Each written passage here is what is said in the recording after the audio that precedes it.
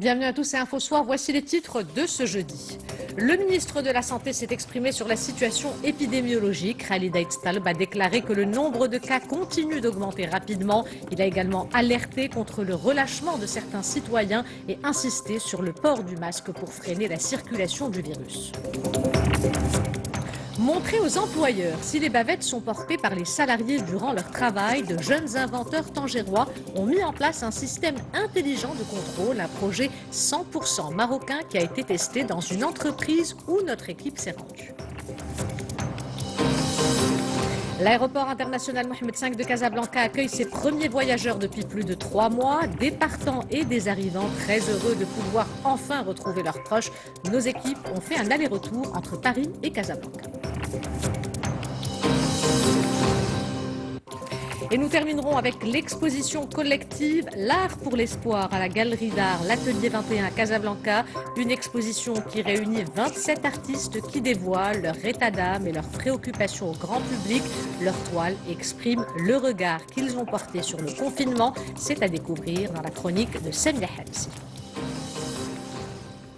Madame, Monsieur, bonsoir. C'est un message clair envers tous ceux qui penseraient que la pandémie est terminée ou que le virus a disparu. Le ministre de la Santé s'est exprimé aujourd'hui sur la situation épidémiologique. Khalid Aït-Taleb a déclaré que le nombre de cas continue d'augmenter rapidement. Il a également alerté contre le relâchement de certains citoyens et insisté sur le port du masque pour freiner la circulation du virus. Le point avec Hind Ben Abdinbi et Mustafa Saïdouni pour les images. Pas de ralentissement en vue des infections au Covid-19 à l'échelle planétaire. C'est le constat fait aujourd'hui par le ministre de la Santé qui tire la sonnette d'alarme sur l'accélération de la pandémie dans le royaume, notamment durant la deuxième phase de levée progressive des mesures de confinement. Mais nous avons remarqué ces derniers temps, après la deuxième phase de l'allègement du confinement, qu'il y ait quand même un changement dans la situation épidémiologique par l'apparition des cas graves et le nombre augmenté. Un nombre bien sûr de décès qui commence à s'élever en peu de temps. Cette cinétique, cette évolution en peu de temps nous interpelle tous pour vous dire que, bien sûr, on ne sait pas, on ne peut pas prévoir ce qui va venir pour l'avenir, mais la seule possibilité aujourd'hui, après tout ce qui a été fait comme effort, c'est bien sûr de se conformer bien sûr aux mesures barrières. Selon le ministre de la Santé, l'évolution de l'épidémie suit un cheminement logique en fonction des changements climatiques. Il appelle néanmoins à une vigilance accrue de la part des citoyens marocains. La situation elle est hétérogène à l'échelle du Maroc. Certaines zones ont connu quand même une fluctuation, mais en un temps qui est très très court. Mais elle est due essentiellement, après bien sûr études épidémiologiques et audits de ce qui s'est passé, nous avons conclu aujourd'hui un retard dans la prise en charge du fait que les gens viennent un peu en retard, donc les délais d'admission qui sont un peu longs, et aussi les gens qui sont vulnérables et qui sont d'un certain âge sont devenus de plus en plus exposés, et c'est dû au relâchement dans le respect des mesures barrières. Un relâchement qui se développe particulièrement durant la saison estivale et qui concerne l'ensemble des mesures de sécurité sanitaire, et notamment le port du masque. Et dans les mesures barrières, il y a un élément qui est très fondamental, c'est le port de masque. C'est lui qui permet bien sûr de protéger ceux qui sont chers pour nous, notamment nos parents, nos enfants, les gens qui sont vulnérables et qui bien sûr qui ont des maladies sous-jacentes et qui deviennent exposés. Et à ce moment, c'est la seule possibilité pour pouvoir stopper et freiner, bien sûr, la propagation du virus. D'après le département de la Santé, il est plus important que jamais de prendre en compte l'ensemble des mesures barrières, qu'il s'agisse du respect de la distanciation physique, du lavage régulier des mains ou encore du port du masque de protection. Et le constat établi par le ministre de la Santé est également très parlant au niveau des chiffres. 283 nouveaux cas d'infection ont été enregistrés durant ces dernières 24 heures. 4 nouveaux décès sont à déplorer. Concernant les rémissions, 144 nouvelles guérisons ont été annoncées. Plus de détails sur ces chiffres avec Jaziel Hemel. 283 nouvelles contaminations au Covid-19 ont été recensées au cours de ces dernières 24 heures, soit un total de 16 545 personnes infectées depuis le début de l'épidémie. Des cas principalement détectés au niveau des régions Tanger Tétouan El Hoceima, Fès Meknès, Casablanca Stade ou encore Marrakech Safi. 144 rémissions ont été également enregistrées. Au total, 13 965 personnes ont remporté la bataille contre la maladie, soit un taux de guérison de près de 85%. Le pays dénombre malheureusement 4 nouveaux décès. Au cours de ces dernières 24 heures, 4 décès ont été recensés. Le bilan fait état de 263 morts depuis le début de l'épidémie, soit un taux de létalité de 1,6%. Actuellement, 2317 personnes sont prises en charge par les établissements de santé à travers le royaume, dont 29 sont dans un état grave ou critique. Et ces derniers jours, le nombre de décès et des cas critiques dus au coronavirus a augmenté. Le non-respect des gestes barrières a contribué à accélérer la propagation du virus, surtout parmi les catégories les plus vulnérables. Le corps médical renouvelle son appel pour respecter strictement les mesures préventives. Notre équipe s'est rendue ce matin au CHU Ibn Rushd de Casablanca. Je vous propose d'écouter le chef du service de réanimation, Boubkr Chara. Il est au micro de Mohamed Mekri.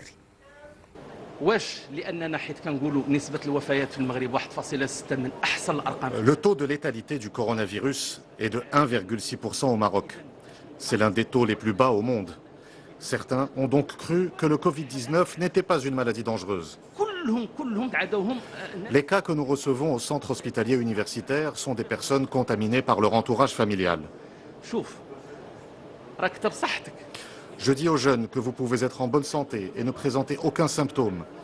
Mais n'oubliez pas qu'au sein de votre foyer, il y a vos parents, vos grands-parents, des enfants, c'est-à-dire des catégories vulnérables. Je dis à ceux et celles qui nous écoutent que tout ce que nous vous demandons, c'est le port du masque, le lavage des mains et la distanciation physique.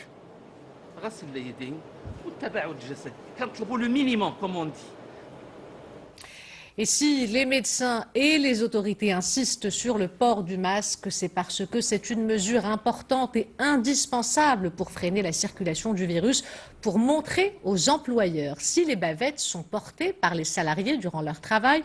De jeunes inventeurs tangérois ont mis en place un système intelligent de contrôle, des caméras de surveillance spécialement dédiées au port du masque. Ce projet 100% marocain a été testé dans une entreprise où notre équipe s'est rendue. Reportage Mustafa Saïdouniès d'Erbenzina, le récit est de Salim Abneb. À chaque passage d'un employé dépourvu de masque, cette petite caméra intelligente émet une alarme. Elle est également capable de détecter les masques mal portés. La reprise s'est annoncée comme un vrai défi pour la direction de cette usine tangéroise qui souhaite faire de la sécurité sanitaire de ses employés une priorité. Nous avons essayé ce système et constatons qu'il est efficace à 100%. Cette caméra a été conçue par des ingénieurs marocains. Elle est composée de produits certifiés, eux aussi marocains. C'est une fierté. Ce système inventé ici prouve que le Maroc est capable de relever le défi, et ce uniquement avec des moyens marocains.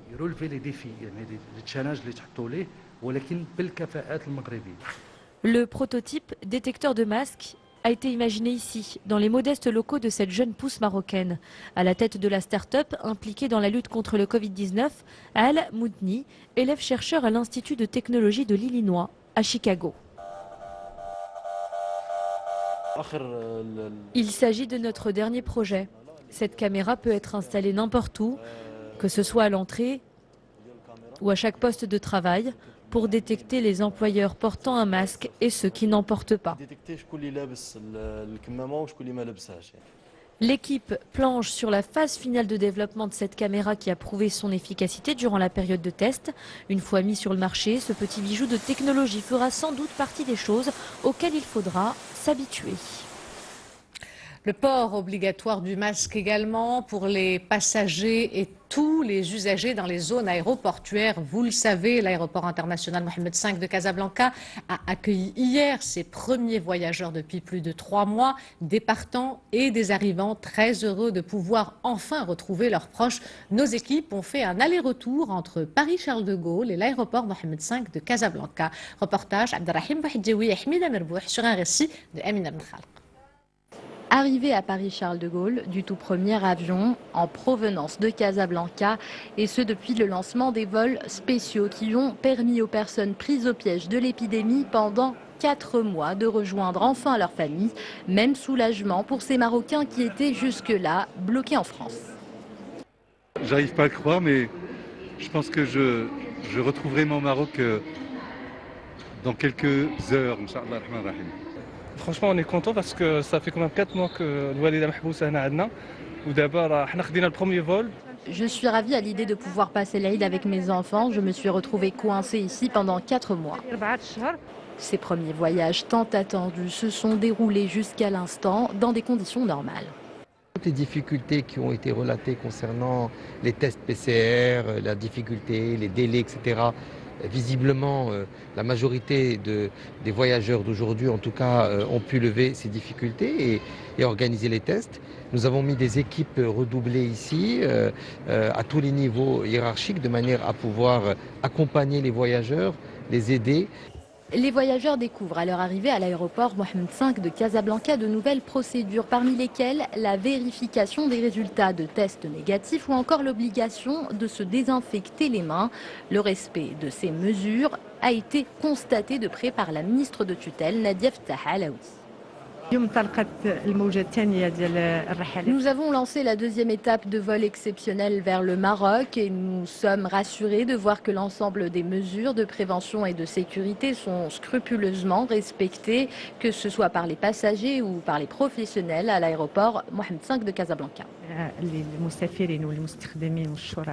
Ce programme, bien entendu, pour nous, la priorité, c'est le traiter dans les meilleures conditions de sécurité sanitaire et de protection des usagers des aéroports et des employés de l'aéroport. Et donc nous avons fait ce programme en coordination avec tous nos partenaires au niveau des aéroports, essentiellement la DGSN, la gendarmerie royale, les douanes, les autorités locales et les autorités sanitaires. Et pour ne prendre aucun risque dans ce contexte de crise sanitaire, des indications sur les gestes barrières sont affichées un peu partout à l'aéroport Mohamed V de Casablanca.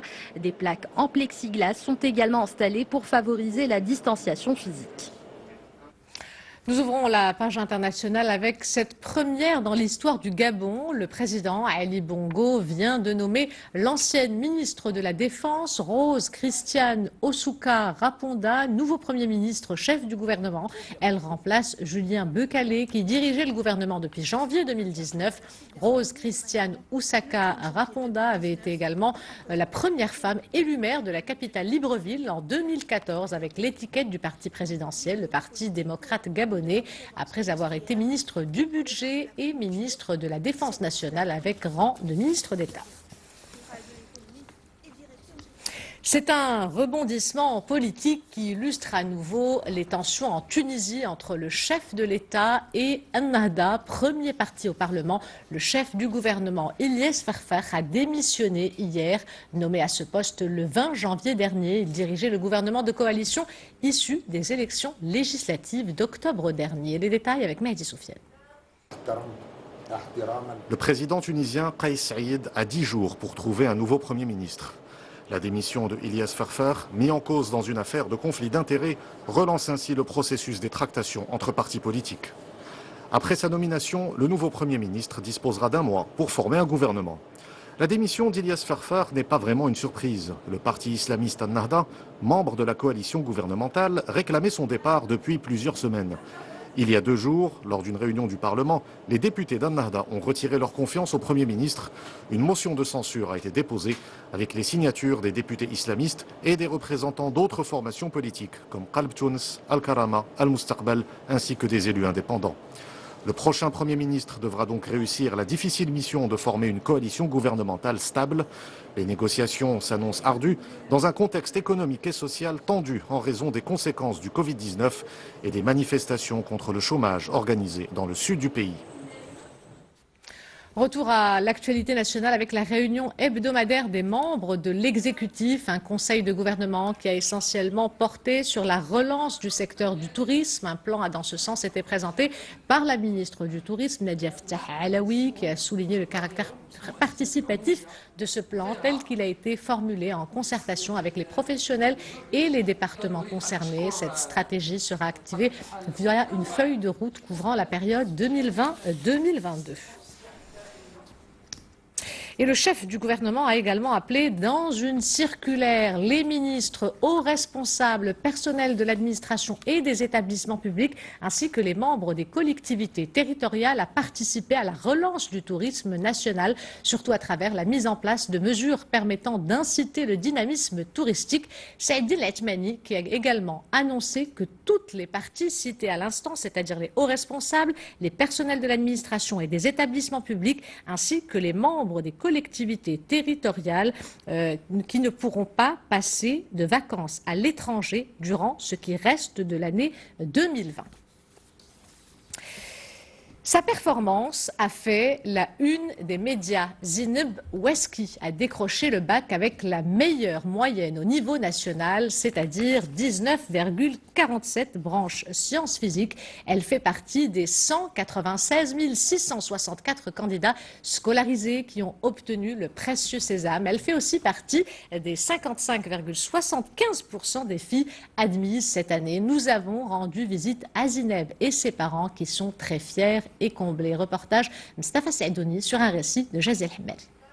Fierté et émotion se lisent sur le visage de ce papa. Et pour cause, sa fille vient de décrocher son baccalauréat avec la meilleure moyenne au niveau national, soit 19,47 sur 20 dans la branche des sciences physiques. D'excellents résultats malgré les conditions inédites de préparation auxquelles tous les candidats ont dû faire face cette année. Je suis très heureuse de ma note. Je remercie mes parents d'avoir été à mes côtés et les professeurs qui ont multiplié les efforts durant le confinement sanitaire. Ces résultats ont pu être obtenus grâce à un travail continu sur plusieurs années durant lesquelles on construit le profil de l'enfant et on le soutient psychologiquement. Zineb fait ainsi partie des 63,8% d'admis à travers le royaume, contre 65,55% l'an dernier. Et comme à l'accoutumée, les filles tirent leur épingle du jeu. Plus de 55% se sont distingués et ont décroché le précieux sésame. Aujourd'hui, la réussite ne se résume pas qu'à la quantité, c'est surtout la qualité des résultats. Au niveau de la région Rabassa et Kenitra, 100 000 candidats ont eu le baccalauréat avec mention. Nous souhaitons bon courage aux élèves qui passent en session de rattrapage. La session de rattrapage se déroulera du 22 au 25 juillet et les résultats seront communiqués le 29 juillet.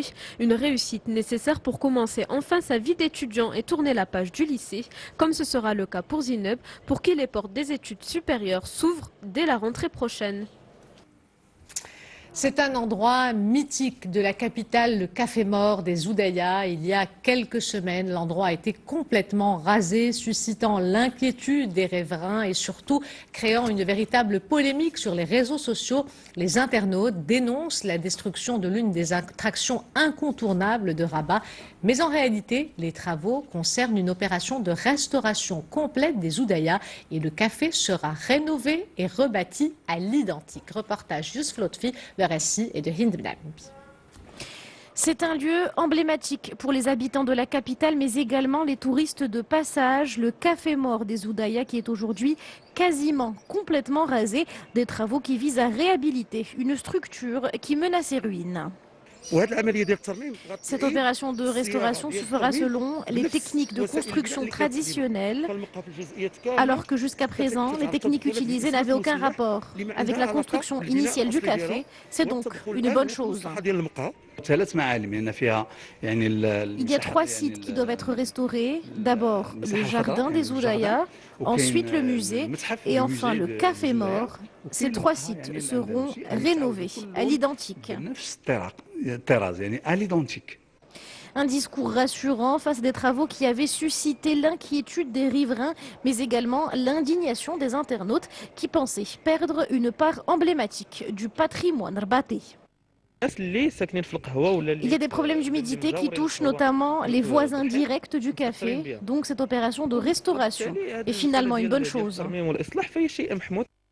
Construit en 1922, le Café Mort des Oudaya a accueilli des générations de Marocains qui venaient s'y retrouver pour déguster des pâtisseries et admirer la mer au son de la musique andalouse. La beauté de ce lieu est née au début du siècle dernier avec le protectorat. Quand les jardins et le musée d'Oudaya ont été restaurés, les autorités occupantes ont voulu construire un café traditionnel mort.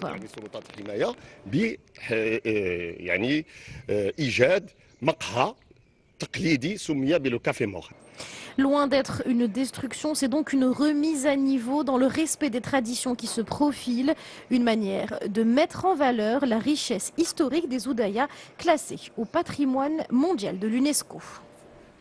C'est l'heure maintenant de voyager à travers la planète culture avec, comme tous les jeudis, la chronique de Samia Halissi. Samia, bonsoir. Bonsoir. Alors, on renoue ce soir avec les expositions, les vraies, enfin, avec l'art pour l'espoir. Alors, c'est la première grande exposition collective post-confinement, Ihsen, et qui porte bien son nom, l'art pour l'espoir.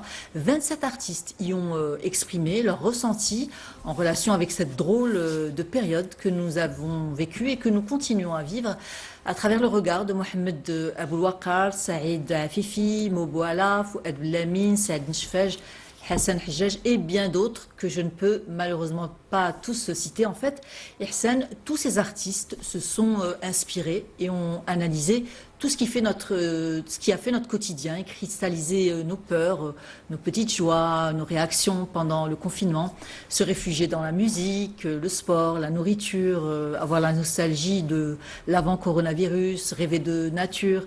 Certains ont tissé des allégories avec des faits historiques, mythiques ou d'autres œuvres artistiques. Zakaria Hamni, par exemple, a mis en scène le masque de protection et les mains, devenus aujourd'hui objet de toutes les obsessions. Le tout en faisant le parallèle avec la fresque de Michel-Ange, la création d'Adam, peinte sur le plafond de la chapelle Sixtine. Bref, Ihsen, une exposition passionnante que je vous invite à découvrir. Et c'est votre coup de cœur de la semaine. Oui, jusqu'au 15 août à l'atelier 21 à Casablanca. Des visites sur rendez-vous, bien sûr, sont organisées. L'exposition peut être aussi visitée virtuellement, mais très franchement, ce n'est jamais pareil que de réellement contempler des œuvres. Un avant-goût sur ces images de Mohamed Magri, récit Salim Abnabou. État d'urgence oblige, il n'y aura pas de vernissage pour l'exposition L'Art pour l'espoir. Mais une formidable énergie créative portée par le talent de 27 artistes qui ont mis en image leurs doutes, leurs espoirs et leurs confessions intimes. Moi, pendant ce confinement, contrairement à beaucoup de gens qui regardaient des films ou qui lisaient peut-être, c'était surtout la lecture et puis écouter de la musique. Et c'est là où m'est venue l'idée de faire une très grande installation avec beaucoup de miroirs. Et là, c'est juste le premier.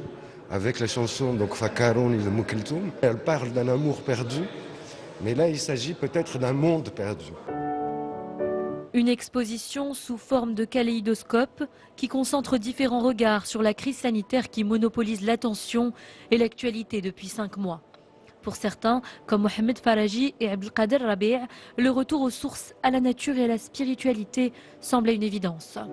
C'est une invocation, hein. Le paysage n'est qu'un cadre, qu'une ambiance, justement pour donner plus de consistance, plus de sens à cette invocation qui convient parfaitement au moment actuel. Cette exposition, je présente un travail sur les magots de l'Atlas. Et dans le confinement et avec l'exposition de l'espoir, j'ai dit c'est un bon sujet quand même à traiter de préserver cet animal-là. Leur ressenti par rapport à l'épreuve du confinement et la psychose liée à la pandémie est édifiant. Mobala, lui, a mis en scène des métaphores mystiques d'une réalité qui dépasse la raison. J'ai essayé de comparer deux catastrophes. Celle qui s'est déroulée dans l'histoire de l'épopée de Gilgamesh, qui est le héros d'un mythe babylonien, et la catastrophe que nous vivons aujourd'hui, celle du coronavirus. Dans ma peinture, je compare les chariots de supermarché qu'on a remplis de nourriture à l'arche de Noé.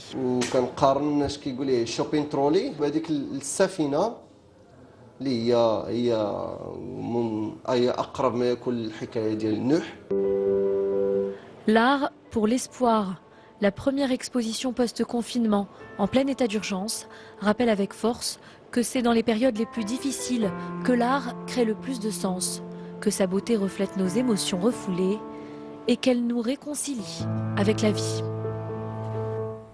Une autre exposition, Samia, aussi pleine de vie, mais cette fois-ci beaucoup plus flashy. Oui, un art beaucoup plus coloré, plus insolent, le street pop art, avec le retour d'un jeune artiste, Driss Ben Daoud, qui met en scène tous ces personnages qui font la marque de fabrique de ce registre, Frida Kahlo, Basquiat, Bart Simpson, Mickey, en s'exprimant à travers eux avec des messages drôles et pleins de dérision. La nouveauté de cette nouvelle collection, c'est la tendance au monochrome en relief. Simple et épuré, mais chargé de symboles, l'artiste expose à la galerie Artem à Casablanca jusqu'au 27 juillet. Salim Abnabou l'a rencontré, on regarde.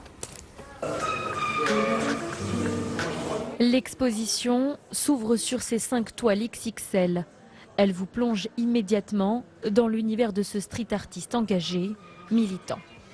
Derrière chacune de ces personnalités célèbres, chacun est libre d'interpréter le message qu'il veut. Le visiteur est invité à s'arrêter devant cette pépite à travers laquelle Driss Ben Daoud interroge nos libertés.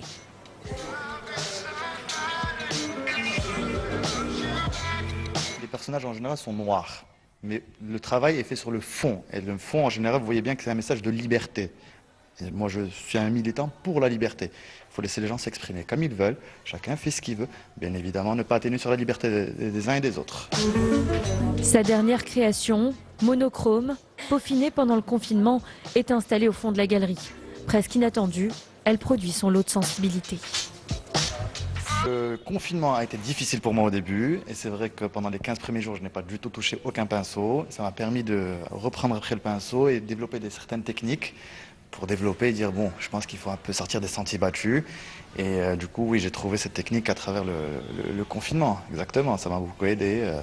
On avait beaucoup de temps à nous. Driss Ben Daoud est nouveau dans l'art contemporain, mais il a tout d'un grand. Son ascension fulgurante a commencé après l'exposition de 3 toiles au Carrousel du Louvre à Paris en 2016. Son talent, très vite remarqué, attire aujourd'hui tous les regards, à commencer par celui de Younes Mansouri, fondateur de la galerie Artem. Il accueille ses œuvres jusqu'au 27 juillet. Je suis très fasciné par son univers. Et l'idée en fait de lui donner une carte blanche, d'exposer des grands formats parce que le lieu s'y prête, en fait c'était juste pour montrer que le street art et le travail de Driss ne se limite pas seulement sur des petites surfaces. Il a toujours un message de liberté et de respect à travers ses œuvres et ça en fait les gens ont compris ce message et c'est pour ça que l'expo rencontre jusqu'à maintenant un succès quand même assez considérable. On y retrouve des références aux pères du street art comme Jean-Michel Basquiat. Crise sanitaire oblige, la galerie a mis en place un quota de visiteurs, de quoi plonger dans l'univers de Driss Ben Daoud sans être dérangé. Et pour terminer, Samia, votre agenda. Oui, on commence, Ihsan, avec une exposition historique à ne manquer sous aucun prétexte, mais l'exposition est en ligne. C'est l'exposition en ligne des 500 ans de la mort de Léonard de Vinci les 17 Et 18 juillet, c'est la nuit du cinéma des droits humains en ligne sur les réseaux sociaux, la musique avec le live stream par University of Tropical Dream, avec des concerts d'artistes des 4 coins du monde. Et enfin, si vos enfants s'ennuient, pensez au Summer Camp Scène et Art, une sorte de colonie d'été au soleil où les enfants sont initiés à différents arts. C'est au Studio des Arts Vivants du 3 au 7 août, du 10 au 14 et du 24 au 28 août. Ihsan. Merci Samia, on vous retrouve la semaine prochaine pour une nouvelle chronique culturelle. Avant de nous quitter, je vous rappelle l'une des principales informations de ce journal, ce message clair envers tous ceux qui penseraient que la pandémie est terminée ou que le virus a disparu. Le ministre de la Santé s'est exprimé aujourd'hui sur la situation épidémiologique. Khalid Taleb a déclaré que le nombre de cas continue d'augmenter rapidement. Il a également alerté contre le relâchement de certains citoyens et insisté sur le port du masque indispensable pour freiner la circulation du virus. C'est la fin de cette édition. L'information se poursuit sur notre site 2m.ma et sur l'application My2m. Le prochain journal El Messaïa vous sera présenté par Hicham Gharfaoui demain à cette même place. Mehdi Soufiane, quant à moi, j'aurai le plaisir de vous retrouver lundi si tout va bien. En attendant, excellente soirée à tous.